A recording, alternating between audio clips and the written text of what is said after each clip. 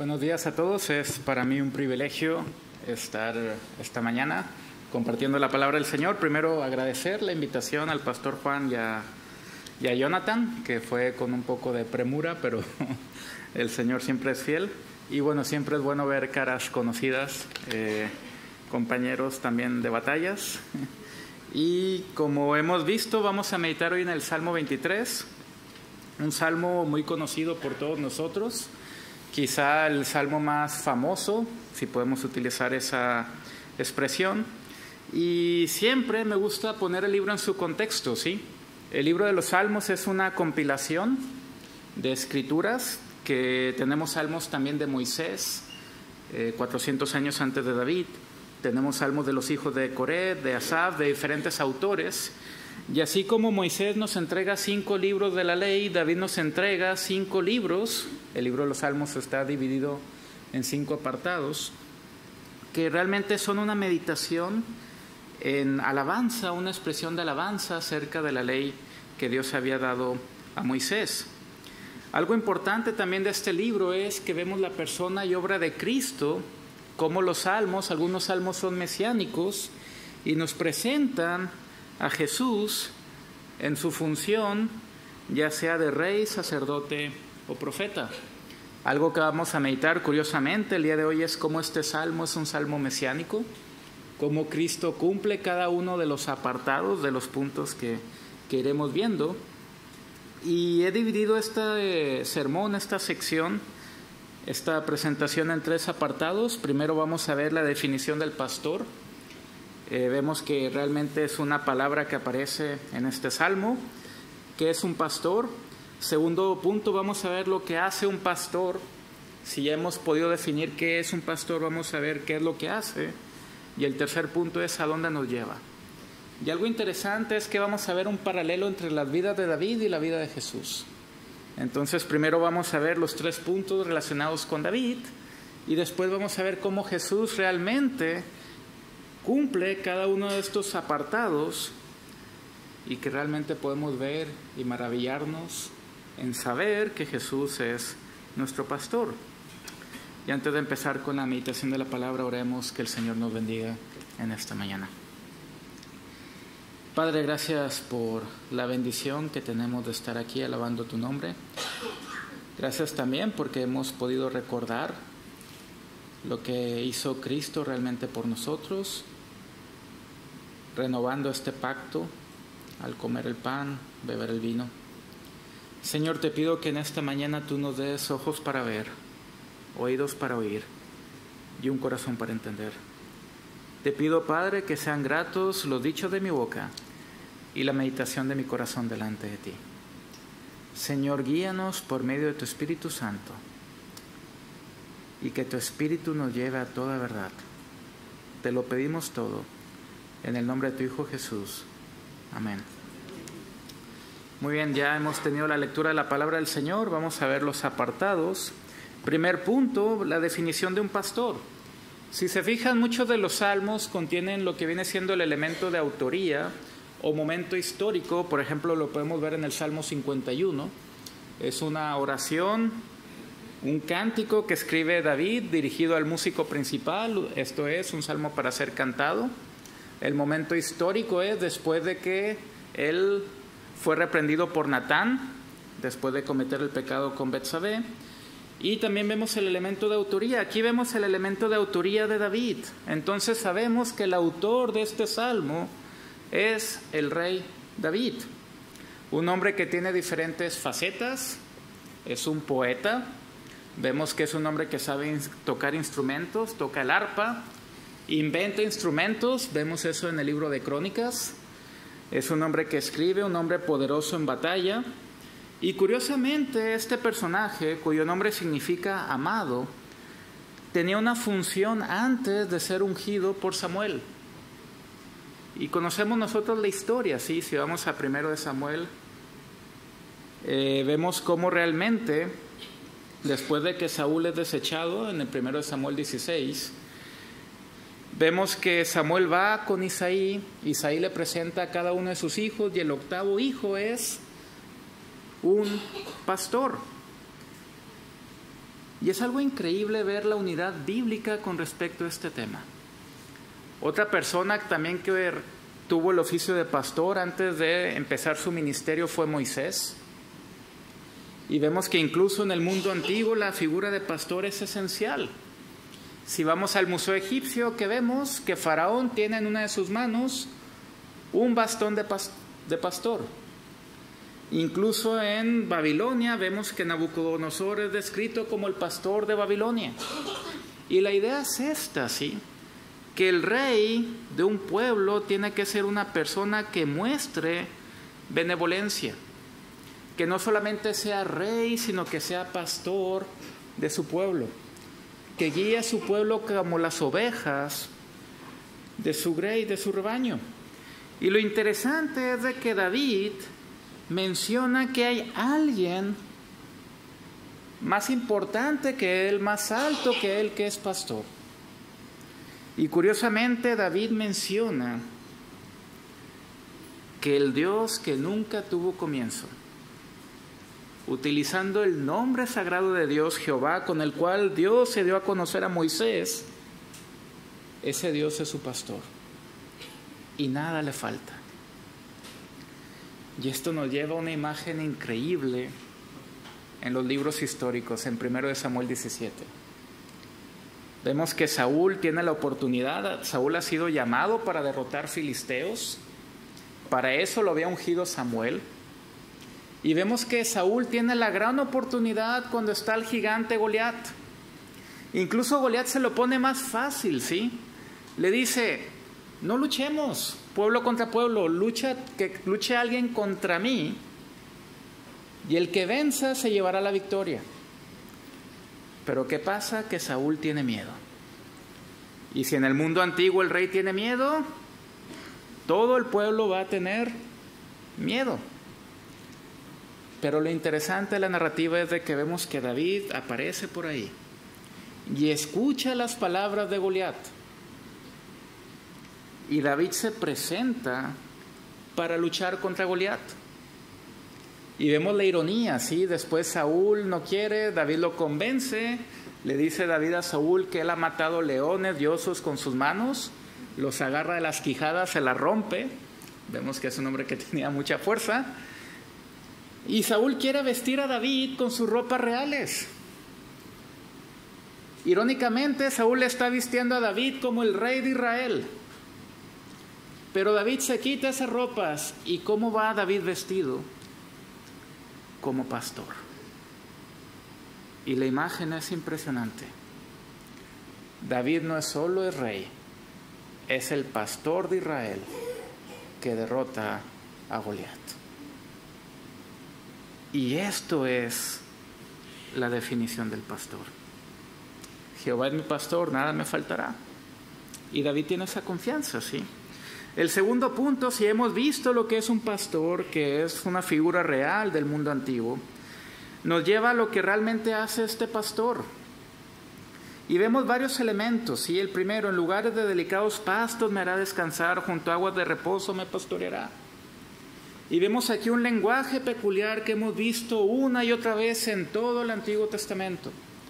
La promesa de Dios a Abraham: tu descendencia va a poseer la tierra. Esta tierra que tiene dos elementos, herencia y lugar de descanso. Y vemos cómo esta promesa se empieza a ver en toda la narrativa bíblica. Una y otra vez vemos que este pacto que Dios hace con Abraham en Génesis 15, 18, se vuelve a reafirmar con Isaac, se vuelve a reafirmar con Jacob. Dios le dice esto a Moisés: el pueblo tiene que conquistar esa tierra prometida. Pero vemos que Josué, a pesar de que introduce al pueblo, no conquista toda la tierra, sino que toda esta tierra se conquista, curiosamente, bajo el reinado de David, el capitán invicto del ejército de Dios. Y vemos que David, como pastor, su idea es llevar al pueblo a un lugar de descanso, a esa tierra prometida, a Sión, a Jerusalén, para que el pueblo tenga aguas de reposo y sea pastoreado por Dios. Este era el propósito de David. De hecho, la herencia que David deja al pueblo es esto: la alabanza, la verdadera adoración, el conocimiento del Dios Santo. Vemos cómo realmente otra cuestión de este punto, el punto 3, confortará mi alma, me guiará por sendas de justicia, por amor de su nombre. Vemos que realmente la obediencia debería de ser algo sencillo. Dios siempre ha sido fiel. Y Dios te guía por esas sendas, por amor de quién es Él.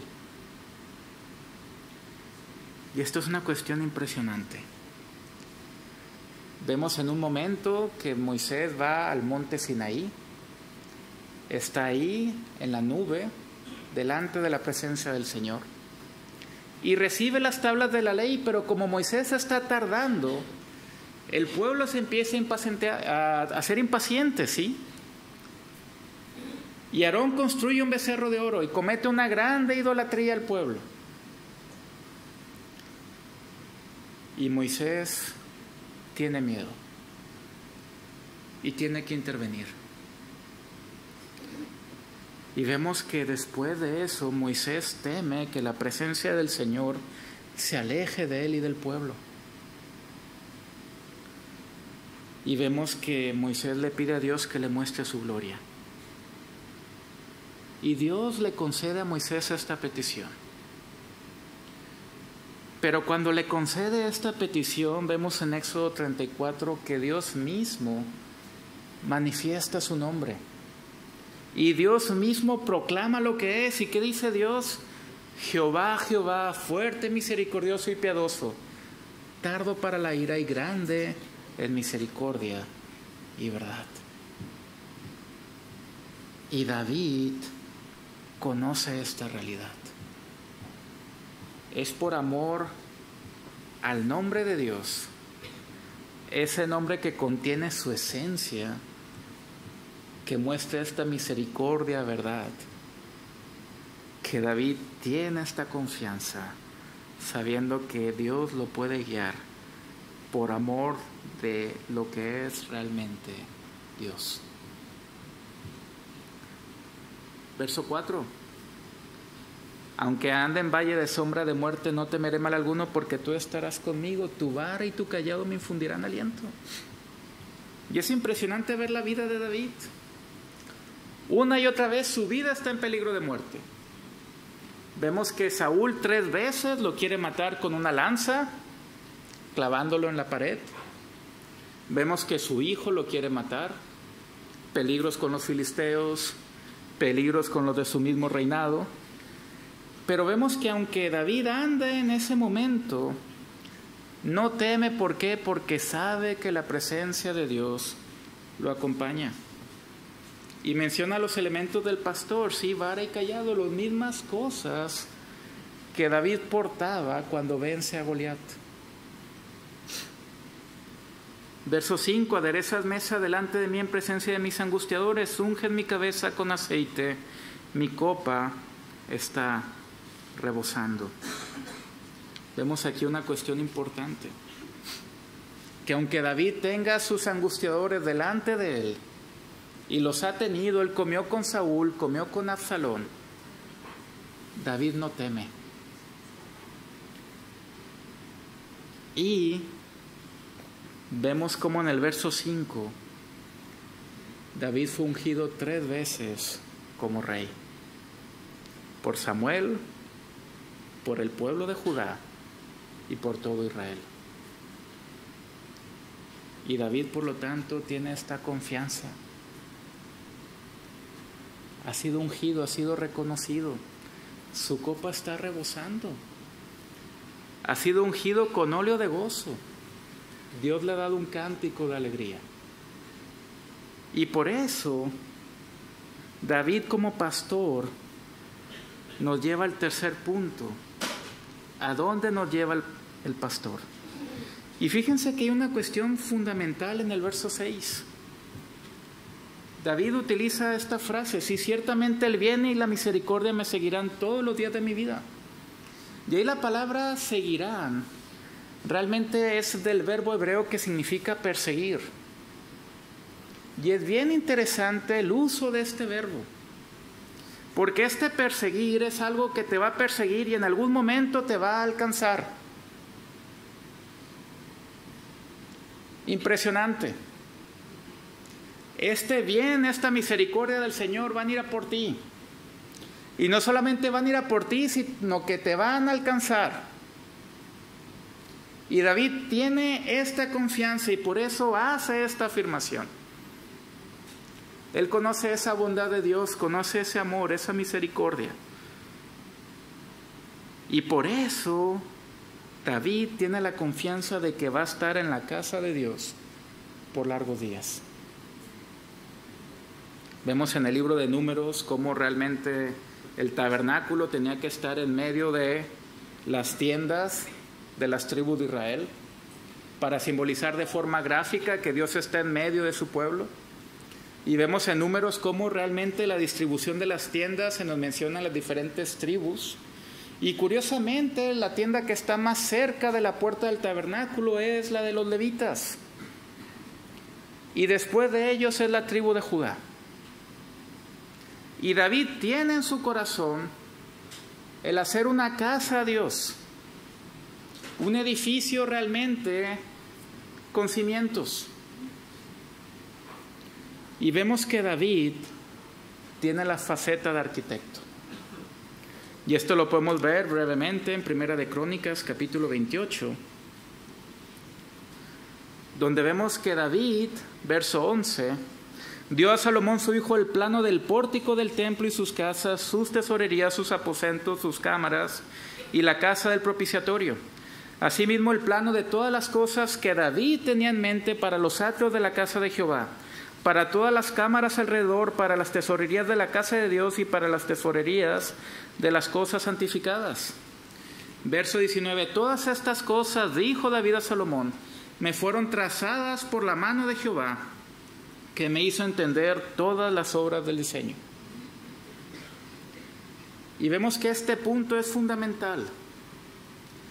Uno de los puntos principales del mundo antiguo que lo vemos el día de hoy con políticos es dejar obras de construcción que muestren su gloria y su nombre. Algún puente, alguna carretera, algún edificio, un museo impresionante.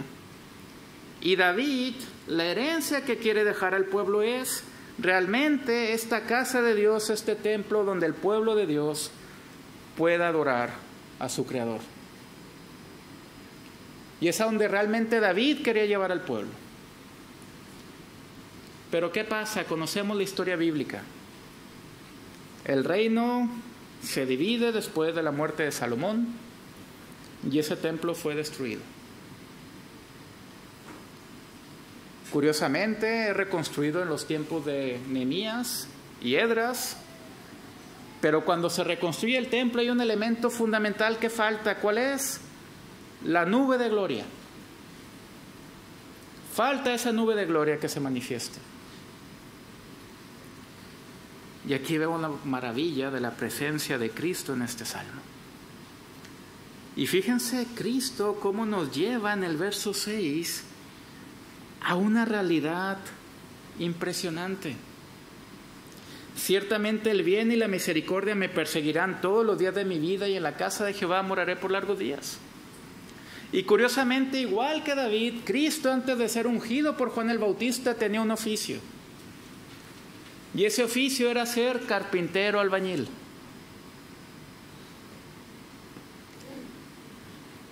Impresionante esto. Jesús sabe de construcción. Y en algún momento, en Juan capítulo 14, anunciando que Jesús iba a morir, resucitar y después iba a ascender. Y nosotros hemos celebrado hace un par de domingos la ascensión. ¿Qué le dice Jesús a sus discípulos? En la casa de mi Padre muchas moradas hay. Voy pues a preparar lugar para vosotros. Y Cristo asciende y está ejerciendo esa función real de rey constructor. ¿Quién está construyendo esas calles de oro, ese mar de cristal y esos muros de piedras preciosas? Es Él. Y Jesús llama a todos a venir a Él. Venid a mí todos los que estáis trabajados y cargados, y yo les daré descanso. Si una oveja se pierde, Él va por ella, y va hasta que la encuentra. Y vemos cómo realmente Jesús se manifiesta en el verso 6. Vemos el verso 5 también: aderezas mesa delante de mí en presencia de mis angustiadores, unges mi cabeza con aceite, mi copa está rebosando. Curiosamente hemos celebrado algo el día de hoy. Y fue cuando Jesús va al aposento alto con los 12 y que se nos menciona que toma el pan, lo parte, diciendo: este es mi cuerpo que por vosotros es partido. Toma la copa diciendo: este es el nuevo pacto esta es la sangre del nuevo pacto en mi sangre. Y Jesús lo hace delante de su angustiador, que era Judas. Y antes de eso, hay una cuestión maravillosa que aparece en Mateo capítulo 26. Y vemos cómo Dios está en los detalles. Y vemos cómo Jesús, antes de ir al aposento alto, hay algo que acontece en su vida que no debemos dejar de lado. Mateo 26 nos narra esto a partir del verso 6. Y estando Jesús en Betania, en casa de Simón el leproso, vino a él una mujer con un vaso de alabastro de perfume de gran precio y lo derramó sobre la cabeza de él, estando sentado a la mesa. Al ver esto, los discípulos se enojaron diciendo: ¿para qué este desperdicio? Porque esto podía haberse vendido a gran precio y haberse dado a los pobres. Y entendiéndolo Jesús le dijo: ¿por qué molestáis a esta mujer? Pues ha hecho conmigo una buena obra. Porque siempre tendréis pobres con vosotros, pero a mí no siempre me tendréis. Porque al derramar este perfume sobre mi cuerpo, lo he hecho a fin de prepararme para la sepultura. Jesús fue ungido. Y vemos cómo este salmo refleja elementos de la vida de Jesús. Verso 4. Aunque ande en valle de sombra de muerte, no temeré mal alguno, porque tú estarás conmigo. Y al igual que David, la vida de Jesús está en peligro de muerte constante desde que nace.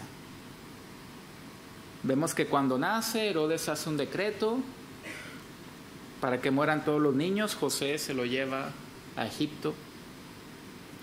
Vemos que los judíos lo quieren matar. Vemos que su vida está en peligro de muerte en el mar. Sí, lo quieren despeñar. Y una y otra vez vemos que su vida está en valle de sombra de muerte. Y en algún momento, cuando tiene 33 años, Jesús muere en la cruz. Y una de las palabras de Jesús en la cruz es: Dios mío, ¿por qué me has abandonado? Pablo, reflexionando en esto, dice que al que no conoció pecado, por nosotros le hizo pecado, para que nosotros fuésemos hechos la justicia de Dios en él. Y el Espíritu Santo resucita a Cristo con poder. Y Cristo, con su muerte y resurrección, vence a los dos grandes enemigos que entraron por culpa de Adán. Por el pecado de Adán entró el pecado y entró la muerte. Y Cristo, con su muerte, vence al pecado, y con su resurrección vence a la muerte. Y en base a eso, nosotros no debemos de temer. Esta palabra temor aparece en toda la Biblia. Es lo que le tiene que decir Dios a Moisés justo antes de que crucen el Mar Rojo, diciéndole: no temas. Los egipcios que has visto hoy jamás los volverás a ver. Son las palabras que tiene que escuchar Josué. No temas ni desmayes, yo estaré contigo donde quiera que vayas. Son las palabras que escucha David, que David le tiene que decir al pueblo. Y son las mismas palabras que Jesús le dice a sus discípulos después de resucitar. Qué gran confianza tenemos en esto, en no temer. Y Cristo, verso 3, nos consuela, nos conforta. Nos ha dado, como dice Pablo en 2 Corintios, capítulo 1 y 2, el ministerio de la consolación. Nos ha dado su grande amor y nos guía por sendas de justicia, por amor a lo que Él es, amor a su nombre. Igual ustedes pueden decir que esto pues no queda muy claro, pero para que vean cómo el Salmo realmente es mesiánico, fíjense en sus Biblias cómo en el verso 2 aparece una nota al pie de página. Después de que dice: en lugares de delicados pastos me hará descansar, junto a aguas de reposo me pastoreará, vemos una nota al pie de página. Y curiosamente esa nota al pie de página, ¿a qué libro nos lleva? Apocalipsis. Y en Apocalipsis capítulo 7 vemos esta visión de Juan. Y voy a leer desde el verso 13. Entonces uno de los ancianos habló diciéndome: estos que están vestidos de ropas blancas, la alabanza en el cielo, ¿quiénes son y de dónde han venido? Yo le dije: Señor, tú lo sabes.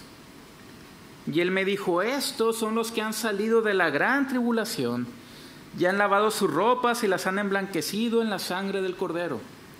Por esto están delante del trono de Dios y le sirven día y noche en su templo. Y el que está sentado sobre el trono extenderá su tabernáculo sobre ellos. Ya no tendrán hambre ni sed, y el sol no caerá más sobre ellos ni calor alguno. Y el verso 17 es la clave. Porque el Cordero, Cristo, que está en medio del trono, los pastoreará y los guiará a fuentes de agua de vida, y Dios enjugará toda lágrima de los ojos de ellos.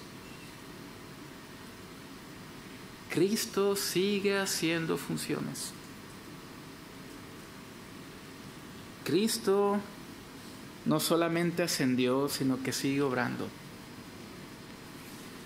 Hay un texto precioso en Hebreos capítulo 7, donde el autor de Hebreos nos presenta el sacerdocio de Cristo más excelente que el sacerdocio de Aarón. Y fíjense lo que dice el autor de Hebreos a partir del verso 22 del capítulo 7. Por tanto, Jesús es hecho fiador de un mejor pacto, y los otros sacerdotes llegaron a ser muchos debido a que por la muerte no podían continuar. Mas Cristo, por cuanto permanece para siempre, tiene un sacerdocio inmutable, sin cambio. Por lo cual, y el verso 25 es la clave, por lo cual Cristo puede también salvar perpetuamente a los que por Él se acercan a Dios, viviendo siempre para interceder por ellos. ¿Qué hizo Cristo ayer? Salvó, intercedió. ¿Qué hace hoy? Salva, intercede. ¿Qué hará mañana? Salvará, intercederá. Nos pastorea aguas, nos lleva a ese lugar de descanso. Le dice al ladrón que está junto a Él en la cruz: te aseguro que desde hoy estarás conmigo en el paraíso, en ese lugar que tiene calles de oro, mar de cristal. Y nos lleva esto al verso 1: Jehová es mi pastor, nada me faltará. Y en el capítulo 10 de Juan vemos cómo Jesús se pone de pie y delante de todos les dice: yo soy el buen pastor, mi vida doy por las ovejas. Mis ovejas oyen mi voz, yo las conozco y ellas me siguen, y nadie las podrá arrebatar de mi mano. Y esta es la confianza. Cristo, la segunda persona de la Trinidad, se encarna para mostrar empatía hacia nosotros. Y esa persona que nunca tuvo comienzo, en algún momento decide tomar un cuerpo del cual jamás se va a desprender.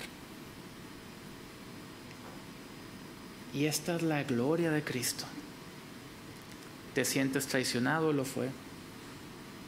¿Tienes hambre? ¿Tienes sed? Él también. Y nos podemos acercar a Él en confianza. Él es nuestro Rey y Él es nuestro Pastor. No lo olvidemos. Amén. Oramos. Padre, gracias por esta palabra que nos has dado.